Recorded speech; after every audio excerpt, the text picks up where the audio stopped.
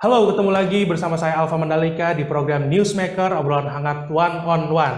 Pekan depan, Media Group Network atau MGN menggelar MGN Summit 2022 dengan tema Bangkit Bersama Maju Indonesia pada tanggal 27 hingga 28 Januari pekan depan. Nah, dari forum prestisius ini akan lahir berbagai pemikiran cerdas untuk menyempurnakan prestasi Indonesia di bidang ekonomi dan revolusi digital sebagai sebuah terobosan menuju Indonesia Emas pada 2045. Nah, melalui Newsmaker kali ini, saya akan mewawancarai Dirjen Informasi dan Komunikasi Kementerian Komunikasi dan Informatika sebagai pemangku kepentingan pemerintah yang terkait dengan digitalisasi UMKM di Indonesia.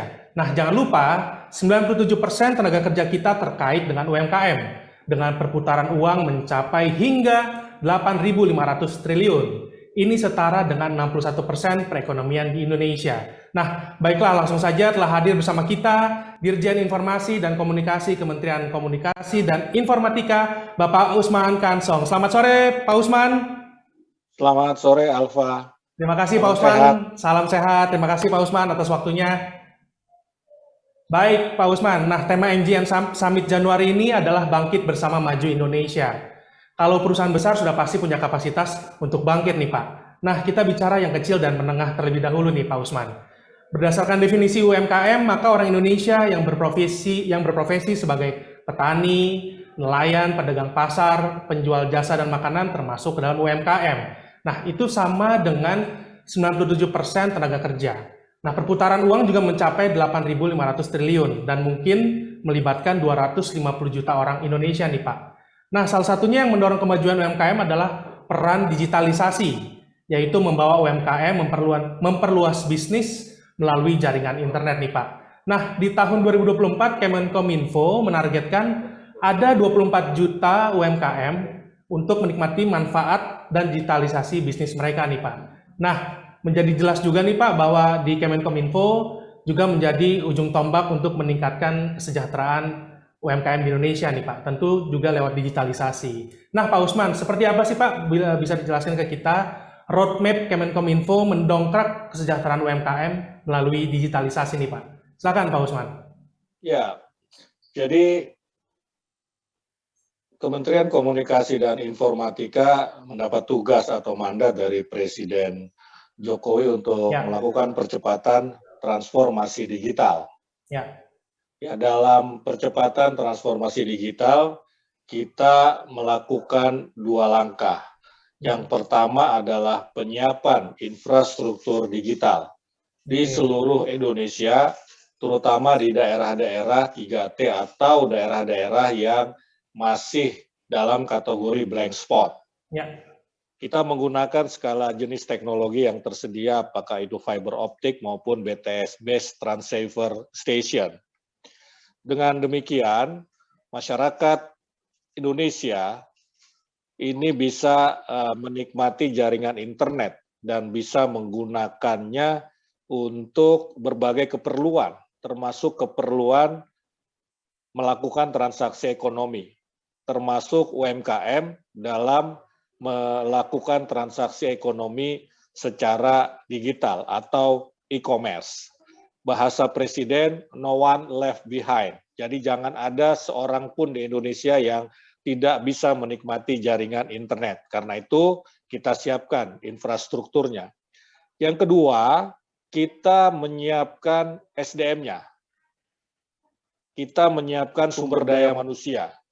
Supaya kita semua bisa memanfaatkan ketersediaan jaringan internet atau infrastruktur digital ini secara baik, secara positif, termasuk misalnya untuk tadi melakukan e-commerce, melakukan transaksi ekonomi secara digital. Pun itu tentu saja termasuk UMKM. Ya, bagaimana kita mengedukasi, meliterasi pelaku UMKM dalam menggunakan teknologi digital.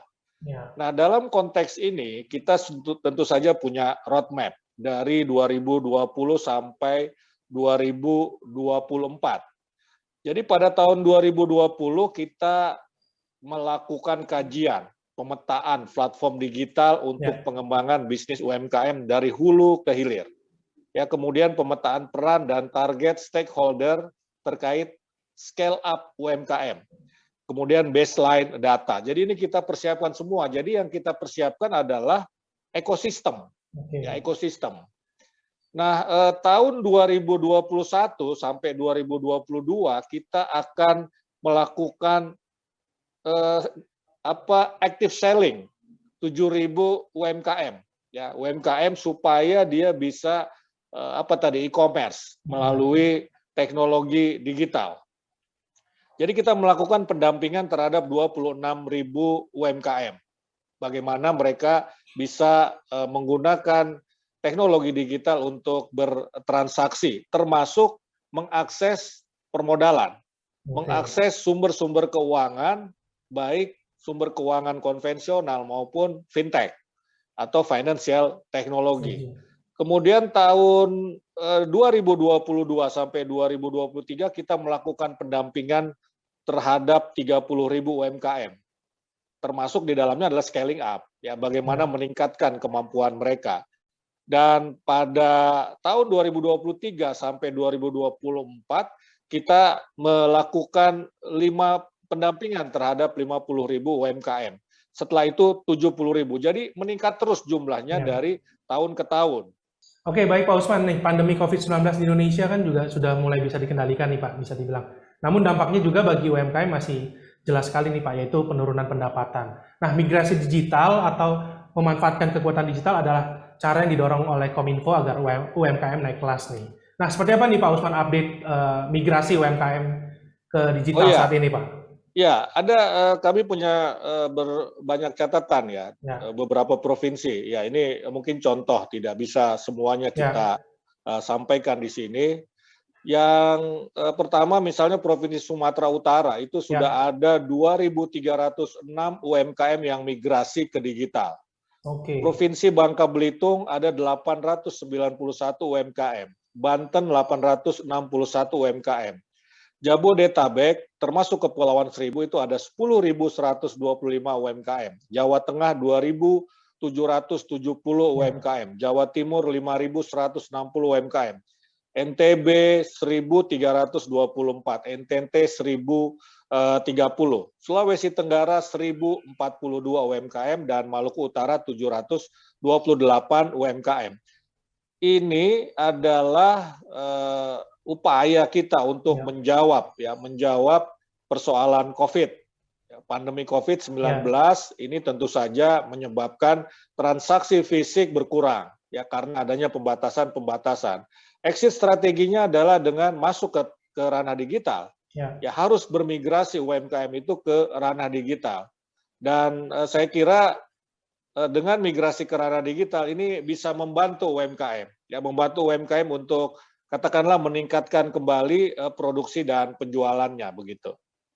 Oke, baik Pak Usman. Kunci agar UMKM di seluruh Indonesia bisa memanfaatkan digitalisasi adalah membangunnya infrastruktur telekomunikasi nih Pak. Nah, seperti apa nih Pak perkembangan pengadaan infrastruktur yang bisa dimanfaatkan UMKM di seluruh pelosok Indonesia, Pak Usman? Ya, baik. Kementerian Komunikasi dan Informatika mempunyai BLU, Badan Layanan Umum bernama PT Bakti.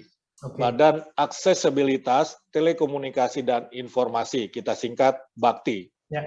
Kemudian Bakti bekerja sama dengan para penyedia mitra terpilih, telah menandatangani 5 kontrak payung untuk proyek penyediaan jaringan telekomunikasi 2021 sampai 2024 di wilayah terdepan, terluar, dan tertinggal atau 3T. Nilainya 28,3 triliun. Proyek itu terdiri dari pembangunan, tadi saya sampaikan, BTS, Base Transceiver Station, di 4.200 desa atau kelurahan pada tahun 2021.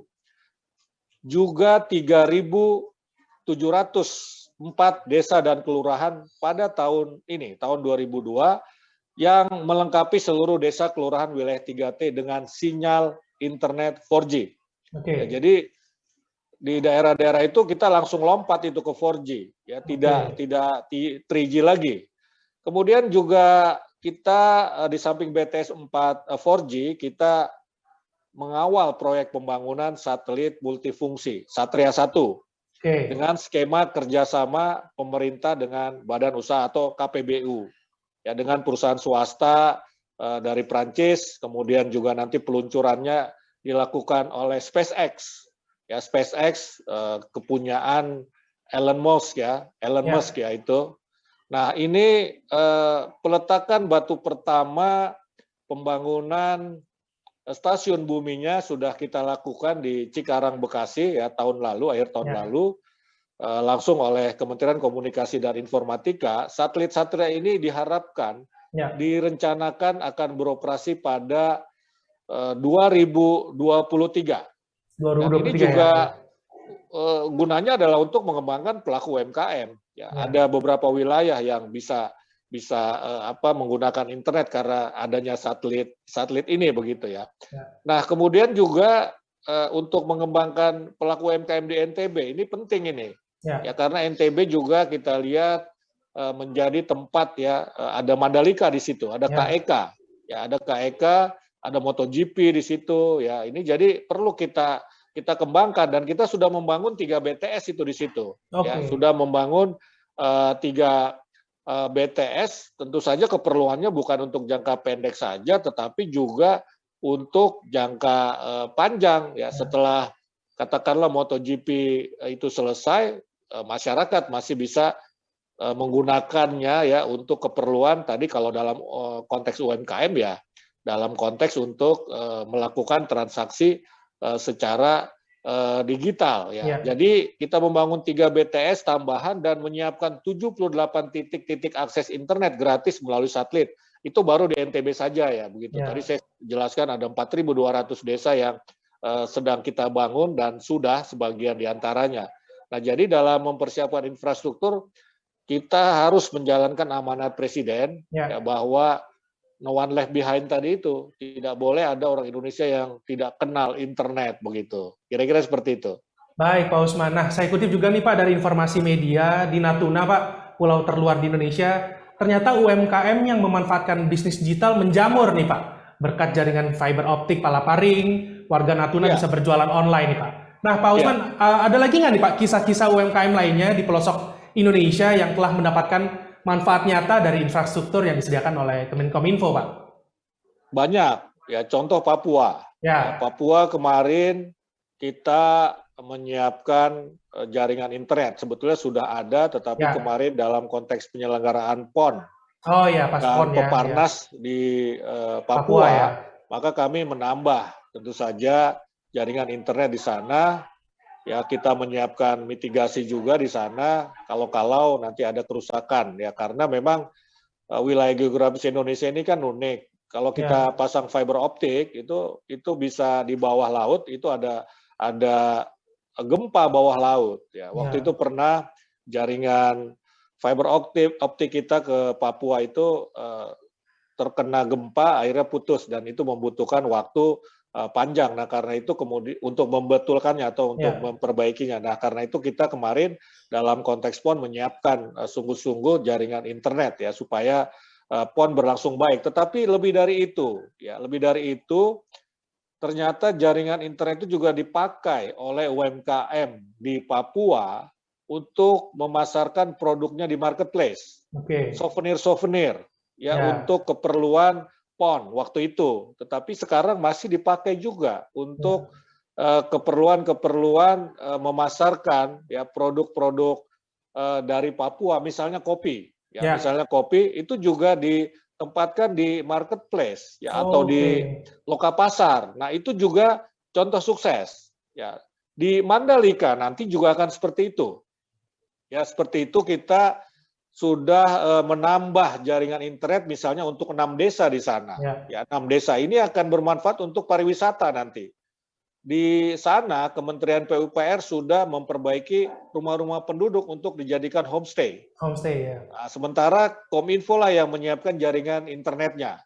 Itu contoh lain, contoh sukses. 2 contoh sukses lain mereka bisa meningkatkan produknya dan penjualannya karena adanya jaringan internet tadi itu begitu. Oke, baik Pak Usman. Nah, tahun 2021 lalu nih Kominfo yang telah memprakarsai Forum Ekonomi Digital tahun 2021 Pak mempertemukan UMKM dengan 11 CEO marketplace terbesar di Indonesia nih Pak.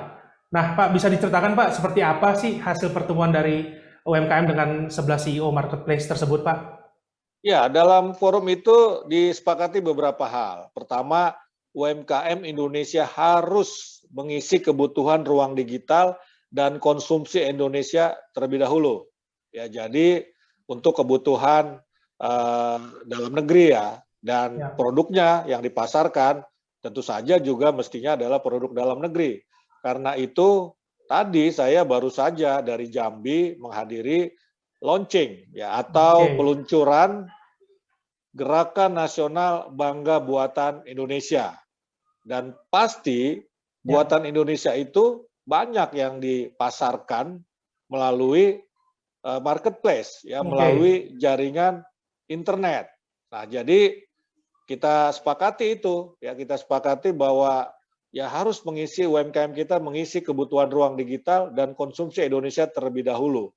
Secara khusus Menteri Kominfo Pak Joni Plate juga menegaskan agar ke-11 CEO dari platform digital itu memberikan komitmen guna menjaga, membangun, dan mengupgrade teknologi di masing-masing platform untuk mencegah dan menjaga agar tidak diterobos oleh hacker lah ya, begitu kira-kira. Ya, karena kita punya pengalaman itu satu loka pasar kita itu sempat datanya bocor kan begitu. Nah, jadi kita meminta komitmen juga ya dari CEO platform digital untuk betul-betul ya untuk CEO marketplace begitu ya, itu untuk betul-betul menjaga keamanan ya. Jadi bukan cuma dari sisi mengakomodasi ya produk-produk UMKM di platform mereka, tetapi juga keamanannya harus dijamin.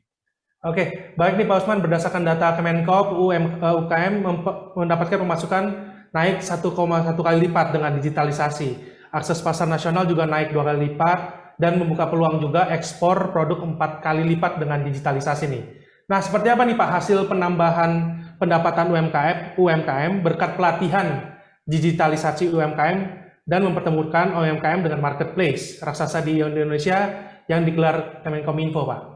Ini contohnya ada nih satu koperasi di Panongan.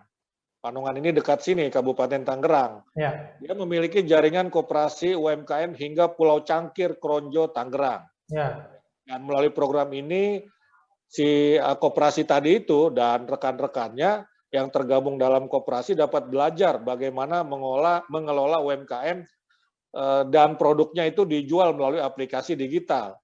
Produksi olahannya ini antara lain permen kacang jahe. Nah, ini yang simpel-simpel ini produknya, dan produk olahan berbahan bangku mangrove dan ikan, karena ini kan dekat pantai ya tadi.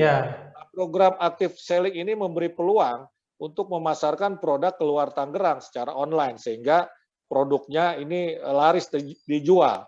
Angka nominalnya tentu saja bisa kita lihat, tetapi yang paling penting, ya ini menunjukkan bahwa digitalisasi ternyata bisa meningkatkan produksi ya maupun penjualan produk. Ya semakin laris lah dijual karena dia ditempatkan di marketplace. Kalau marketplace ini kan tidak terbatas ya. Semua orang dari berbagai belahan Indonesia bahkan belahan dunia itu bisa melihat begitu. Tetapi kalau dia dipajang atau dijual secara fisik saja terbatas yang melihat kan begitu. Kombinasinya akan bagus sekali kalau ada yang offline, ada yang online juga dijual. Nah, ini ada lagi contoh ibu rumah tangga pemilik usaha yang memasarkan empon-empon instan ke berbagai kota. Jadi kita dulu tahu waktu COVID itu kan ada katanya empon-empon bermanfaat dan lain-lain begitu ya. Tapi ternyata memang ini bisa terus diproduksi ya, bisa terus diproduksi dengan pendampingan untuk menerapkan aplikasi agregator dan juga kasir, ini kasir yang digital begitu kan. Dia dapat memaksimalkan waktunya untuk menggenjot produksi. Jadi digitalisasi ternyata bisa menghemat waktu kan begitu. Waktu itu yang tadinya digunakan untuk katakanlah memasarkan secara offline secara fisik ini bisa dihemat kalau kita memasuki pasar digital. Nah, hematnya waktu itu kan kita bisa gunakan untuk keperluan lain, misalkan keperluan memproduksi. Nah, ini salah satu contohnya juga. Nah, untuk produk jamu siap minum ini oleh si ibu tadi dipasarkan lewat offline. Oke. Ya, tapi yang berbentuk ekstrak dijual secara online. Jadi dia ini kombinasi nih, kombinasi. Dan aplikasi agregator bisa mempersingkat waktu untuk mengunggah produk langsung ke berbagai marketplace. Nah, artinya kan terjadi peningkatan ini ya. Tadinya mungkin dia hanya berjualan jamu yang siap diminum saja. Ya, tetapi dengan adanya penjualan secara digital, maka dia berkreasi untuk membuat dalam bentuk saset, barangkali begitu kan, dalam bentuk bubuk yang bisa dikirim ke manapun begitu. Nah, ini sekali lagi ya terbukti ya bahwa digitalisasi UMKM ini bisa meningkatkan produksi dan juga penjualan produk. Oke, baik Pak Usman, dunia digital juga kan identik dengan generasi milenial nih Pak, yang makin cerdas, masuk ke bisnis apapun yang menguntungkan, termasuk UMKM nih Pak. Nah, seperti apa Kominfo melihat generasi milenial saat ini sebagai calon pelaku digitalisasi UMKM nih Pak? Untuk Kominfo, kita melakukan yang disebut tadi, literasi digital itu, ya, literasi digital. Kenapa? Ya karena dengan literasi digital itu mereka bisa segera memasuki dunia usaha, menjadi entrepreneur begitu ya. Jadi entrepreneur dan bisa memasarkan produknya melalui digital, melalui teknologi digital. Nah, kita mendorong ya peserta literasi digital itu kebanyakan memang anak-anak muda. Karena literasi digital itu ada 3 tingkat yang dilakukan oleh Kominfo. Pertama itu di level dasar, ya levelnya sifatnya umum. Ini siapapun bisa mengikuti. Lalu kedua, ini yang kita sebut yang level dasar itu adalah Gerakan Nasional Literasi Digital. Nah, di level berikutnya atau middle level itu ada yang namanya digital talent scholarship. Nah, disinilah ini kita mendidik anak-anak muda untuk meningkatkan kemampuannya di bidang teknologi digital untuk berbagai keperluan. Ya, apakah untuk UMKM, bahkan untuk media pun, untuk wartawan itu bisa mengikuti training atau pelatihan ini. Nah, ada satu lagi di tingkat advance, namanya Digital Leadership Academy. Kalau ini memang biasanya spesifik untuk pegawai pemerintah atau ASN. Nah, dengan literasi digital itu, ini kita akan membuat teman-teman milenial ini siap memasuki dunia usaha, ya dunia usaha. Dan kalau kita lihat data, jumlah entrepreneur kita ini kan masih sedikit. Oh gitu, Pak. Padahal untuk satu negara itu mengalami kemajuan ekonomi itu jumlah entrepreneurnya harus cukup. Ya harus cukup begitu ya. Ada angkanya itu berapa persen, 2% atau lebih ya coba kita periksa sama-sama begitu. Nah, Indonesia itu masih kurang. Ya, Indonesia itu masih kurang 1% jumlah entrepreneurnya. Karena itu harus kita tingkatkan. Dan ini fenomena bagus. Sehingga anak-anak muda nanti ketika kita menghadapi bonus demografi tidak hanya mencari pekerjaan, tapi menciptakan lapangan pekerjaan dengan mereka memasuki dunia usaha atau bisnis atau dunia entrepreneurship. Baik Pak Usman, salah satu tantangan UMKM adalah serbuan e-commerce asing yang mengancam UMKM lokal. Sehingga sempat muncul hashtag seller asing membunuh UMKM nih Pak. Nah bisa digambarkan nih Pak, seperti apa perlindungan UMKM dari serbuan e-commerce asing ini Pak? Ya, jadi pemerintah sedang menyiapkan revisi Peraturan Menteri Perdagangan Nomor 50 Tahun 2020 tentang ketentuan perizinan usaha, periklanan, pembinaan, dan pengawasan pelaku usaha dalam perdagangan melalui sistem elektronik. Revisi ini dilakukan untuk meningkatkan perlindungan terhadap industri dalam negeri, ya terutama UMKM dari serbuan produk-produk atau platform digital asing. Ya, kira-kira itu yang perlu dilakukan dan sedang dilakukan oleh pemerintah, merevisi aturan Kementerian Perdagangan atau Menteri Perdagangan. Nah, ini penting. Kemudian yang kedua, pemerintah terus mendorong pertumbuhan UMKM ultramikro agar mampu menghadapi tantangan di saat pandemi COVID-19 ini melalui gerakan tadi yang saya sebut beberapa kali, Gerakan Nasional Bangga Buatan Indonesia. Ini menjadi titik penting kebangkitan UMKM dan ultramikro di Indonesia dengan mendorong agar mereka ikut serta dalam arus besar transformasi digital, transformasi UMKM dan ultramikro dalam menghadapi situasi pasca pandemi. Gerakan Bangga Buatan Indonesia atau Gernas BBI ini juga mengupayakan stimulus berupa pelatihan-pelatihan ataupun pendampingan untuk memfasilitasi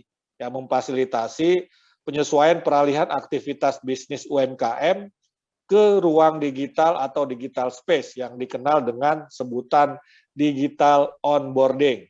Nah, dalam peningkatan kecakapan digital masyarakat, Kementerian Komunikasi dan Informatika meluncurkan 3 program yang tadi saya sebutkan, digital scholarship, digital talent scholarship, scaling up UMKM, ultramikro, petani dan nelayan digital, kemudian tadi ada digital leadership academy.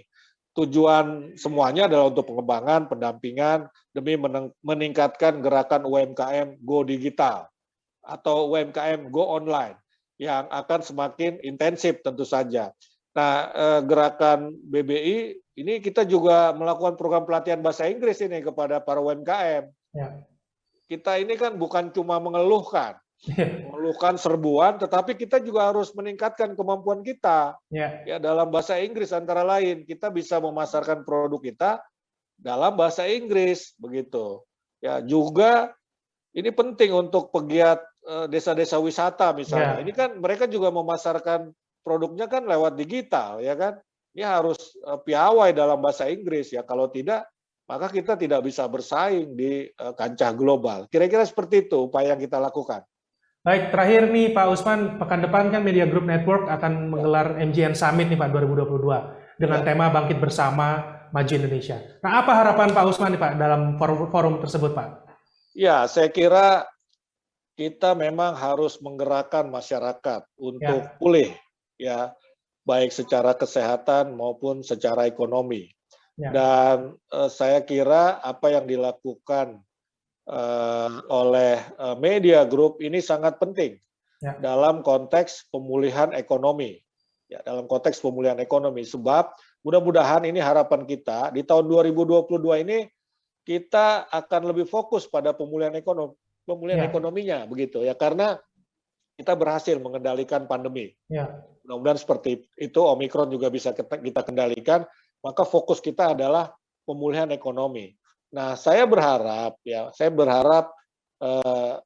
Media Group Summit ini bisa menjadi sarana untuk menyemangati, mendorong kita semua untuk pulih, bangkit ekonomi, secara ekonomi karena memang kita tujuan bernegara ini kan salah satunya kesejahteraan. Dan kesejahteraan itu adalah bisa dicapai, salah satunya bukan satu-satunya adalah melalui ekonomi begitu. Jadi saya berharap summit yang dilakukan oleh Media Group tidak berhenti pada seminar, tetapi ada hasil yang konkret. Entah berbentuk apa, apakah kesepakatan, apakah MOU, apakah ada transaksi konkret di situ. Sama ini seperti Presiden Jokowi mengatakan bahwa G20, presidensi G20 di Indonesia itu bukan cuma omong-omong, tapi ada hasil konkret. Apa itu? Ya ada kesepakatan, ada MOU, ada gerakan bersama, ada investasi yang masuk misalnya, ada penambahan PDB. Nah, ini yang kita inginkan, kita harapkan dari summit yang dilakukan oleh Media Group. Oke, baik. Terima kasih Pak Usman Kansong, selaku Dirjen Informasi dan Komunikasi Kemenkominfo. Terima kasih Pak atas waktunya. Salam sehat selalu, Pak Usman. Terima kasih, Alfa. Salam sehat juga. Baik, terima kasih pemirsa Newsmaker. Kita sudah selesai melakukan diskusi pada pekan ini dan kita akan berjumpa pekan depan dengan topik dan menarik lainnya. Saya Alfa Mandalika pamit. Sampai jumpa.